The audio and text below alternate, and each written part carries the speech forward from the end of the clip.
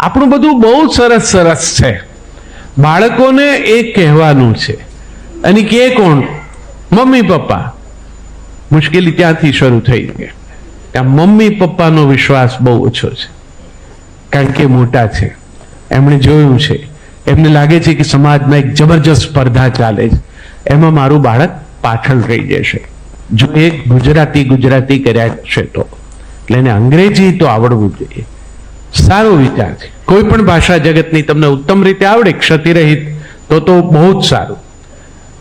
મારા અવલોકન તો એવા પણ છે કે જ્યાં નાના નાના બાળકોને આપણે મોકલી દઈએ છીએ શરૂઆતમાં ભણવા માટે, કિન્ડર ગાર્ડન પ્રકારનામાં, એમાં જે બહેનો આવે છે ભણાવવા માટે એ અંગ્રેજીમાં એમએ નથી,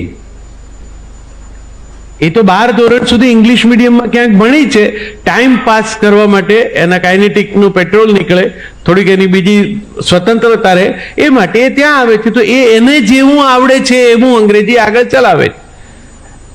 તો એવા કરતા તો જેને સરસ ગુજરાતી આવડે છે એવા પાસે આપણું બાળક મૂકીએ અને મજાનું ગુજરાતી શીખે, તેમાં ખોટું શું? અને ભાષા વિજ્ઞાને એવું કહ્યું છે કે જગતની એક ભાષા આવડે અને જગતની બીજી કોઈ પણ ભાષા આવડે જ તમે શીખી જ શકો, કારણ કે તમારી પાસે વિકલ્પ સમજવા માટે એક ભાષા છે. તો શું કરવા આ ભાષાનો ગૌરવ બોધ ના થવો જોઈએ? આ કોઈ એક ભવ્ય હરીફાઈ ચાલે છે ને એમાં આપણા સંતાનોને આપણે રેસના ઘોડાની જેમ દોડાવવાના છે, અને જરૂર પડે તો સમજાવીને ઠીક થોડુંક ક્યાંક સમજે એવું લાગે ત્યાં આગળ પેલું લીલું ઘાસ દેખાડતા દેખાડતા લલચાવીને, અને એ પછી પણ ન દોડે તો ફટકારીને પણ દોડાવવા જ છે. પણ દાખલા તરીકે તમારું સંતાન રેસનો ઘોડો છે જ નહીં, એને રેસમાં ભાગ લેવો જ નથી, તમારે એને લેવડાવો ન હોય, ન જોઈએ. એક સ્વતંત્ર અશ્વ છે, એને એની ઈચ્છા પ્રમાણે મોટું થવા દો. એ સ્વતંત્ર વ્યક્તિત્વ છે, એના વ્યક્તિત્વનો આદર કરો.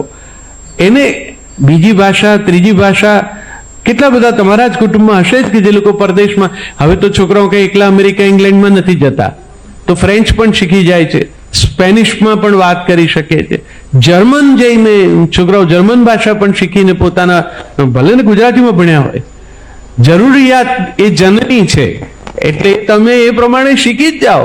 પણ એનો જે પાયો નાખવાનો છે, જેમાં કોન્સેપ્ટ ક્લિયર કરવાના છે, એમાં માતૃભાષા જ મદદ કરે. પ્રાથમિક શિક્ષણ માતૃભાષામાં જ થવું જોઈએ. એમાં જો બાળક ભણે તો એને મનમાં કેટલા બધા વિચારો જે શરૂઆતમાં ગાળામાં સમજાતા નથી એ સ્પષ્ટ થાય. પછી એનું અંગ્રેજી આગળ ઉપર એના વિશેષ અભ્યાસ એ ક્યાં નથી થઈ શકતો. પણ જેના ઘરમાં ગુજરાતી બોલાય છે, મમ્મી પપ્પા સાધારણ અંગ્રેજી જાણે છે, કારણ કે બાળક ઘેર આવીને જે કંઈ પૂછે છે એનો જવાબ મમ્મી પપ્પા આપે એટલું સારું અંગ્રેજી એમનું નથી. એને વિજ્ઞાનમાં થયેલો સવાલ એનો વિજ્ઞાનમાં ગુજરાતીમાં એને જવાબ આવડતો હોય પપ્પાને, પણ એને અંગ્રેજીમાં કેવી રીતે કહેવો એ એને ન આવડતો હોય.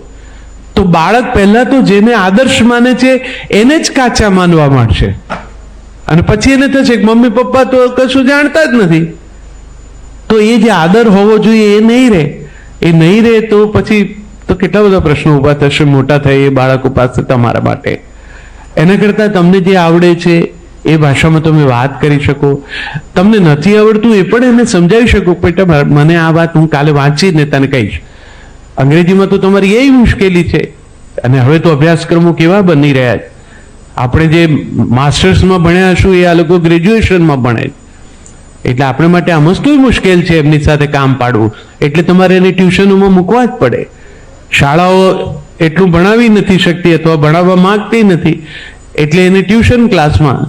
અને આ બધી જવાબદારી કોને ભાગે છે? પેલી મમ્મીને ભાગે. મમ્મીએ નોકરી પણ કરવી છે, મમ્મીએ બાળકને પણ આખી હરીફાઈમાં સૌથી આગળ પણ રાખવું છે. એટલે આ સુપર મોમનો જમાનો છે. એ સવારથી ઉઠીને બાળકને જે બધી પ્રવૃત્તિમાં લઈ જઈને એક્સપોઝર આપે છે. પિતા પાસે એવી અનુકૂળતા નથી, એવો સ્વભાવ એનો નથી. માં છે એટલે તો આ માની ભાષાની મને ચિંતા થાય છે. માં આટલું બધું કરે છે ને, અને આટલી પીડા એની તકલીફો છે ને, એમાં ઓછી થઈ શકે જો એ માની ભાષામાં ભણાવે ને તો, ઘરમાં માની ભાષામાં વાત કરે તો. હવે આ જેવા નવેમ્બર ડિસેમ્બરમાં બધા આયાવર પંખી ત્યાંથી અહીંયા ઉતરશે, બધાના કુટુંબમાં વિદેશમાંથી લોકો આવવાના લગ્ન પ્રસંગે 3 weeks. એ જગતમાં આપણે અહીંયા આમે કલાકો વેડફીને મજા જલસા કરીએ છીએ, એમને માટે 3 weeks બહુ મોટી અચીવમેન્ટ છે. એ માટે બિચારા આવે. હવે એ વખતે એમના બાળકો જો આવ્યા હોય જોડે તો જે ઘરે કઠણાઈ ઊભી થાય છે, દાદા દાદી કે નાના નાની પોતાના પૌત્ર પૌત્રી સાથે વાત નથી કરી શકતા, કારણ કે આ અંગ્રેજીમાં બોલે છે. અચ્છા, હવે એવું નથી કે દાદા અભણ છે, દાદાને અંગ્રેજી તો આવડે છે. આમના ઉચ્ચાર, આમની બોલવાની પદ્ધતિ, એમની વાક્ય રચનાઓ એ ઝટ દઈને પકડાતી નથી આપણાથી. એમાં જો એ ટેલિફોન પર હોય, ફેસ ટાઈમ પર હોય તો કેટલી બધી મુશ્કેલી થાય. દાદા માટે બાળકને પણ એટલો જ હેત જ છે, દાદાને અપાર પ્રેમ છે, પણ એ જે પેલું બ્રિજ ઓફ કોમ્યુનિકેશન છે ને, એ ભાષાની ગેરહાજરીને કારણે ખોટકાઈ ગયો છે. પોતાના છોકરા છોકરી જેને કેટલા વાલા હોય તો મૂડીનું વ્યાજ છે.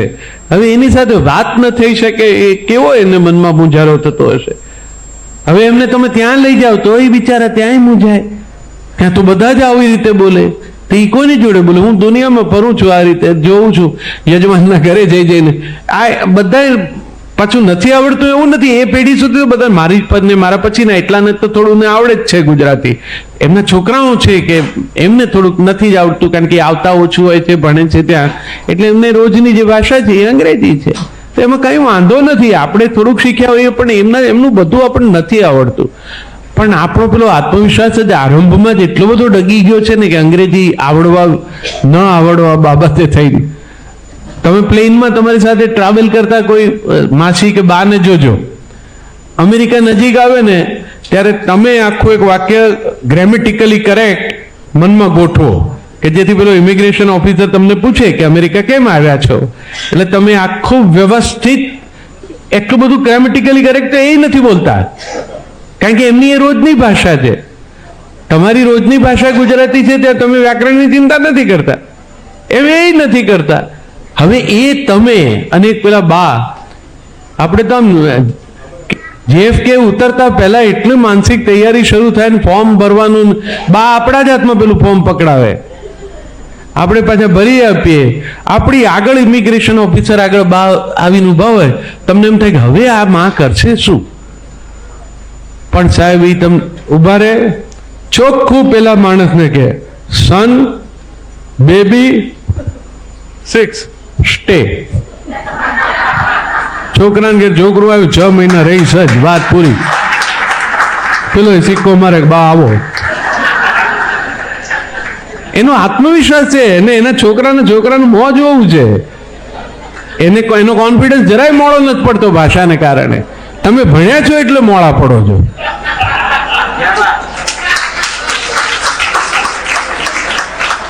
એના કરતા મસ્તીથી ઉતરીને વાત કરો. જેટલું આપણને અંગ્રેજી આવડે છે એને ખ્યાલ આવી જ જશે.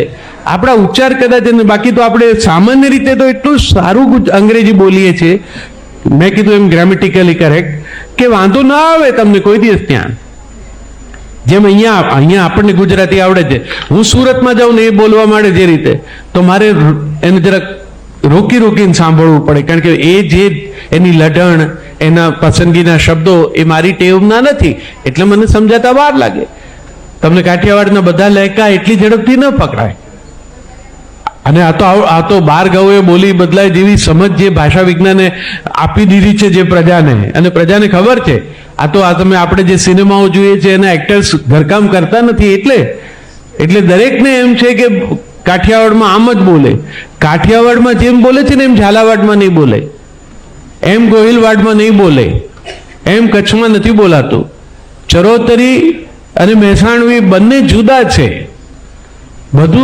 બધી જ ભાષાના પછી એક સરખા લહેકા ક્યાંકથી સાંભળીને ઉધારના તમારા પાત્રને તમે પહેરાવો તો એ પાત્ર ઉભડક લાગે. ભાષા તો એ તો અલંકારો છે. તમને એ બોલો એટલે તમારું સરનામું છે. ઘણા લોકોને અહીંયા અમદાવાદમાં જે બહારથી આવ્યા છે કોલેજમાં ભણવાની, હોસ્ટેલમાં રહેતા હો તો તમને અનુભવ થાય, તમારી બોલીનો લહેકો તમારા બોલવામાં આવે. અને જે સ્થાનિક હોય એની સામે તમને એમ લાગે કે આપણે ગામડિયા છે, પેલો એવી જ રીતે તમને ટ્રીટ કરવાનો ટ્રાય કરે. ખરેખર તો ડાયલેક્ટ થી વધારે તો અદ્ભુત કોઈ બીજી વાત જ નથી. બોલી એ તો સરનામું છે, એડ્રેસ છે. આખી દુનિયા અત્યારે પોતાનું એડ્રેસ શોધે છે.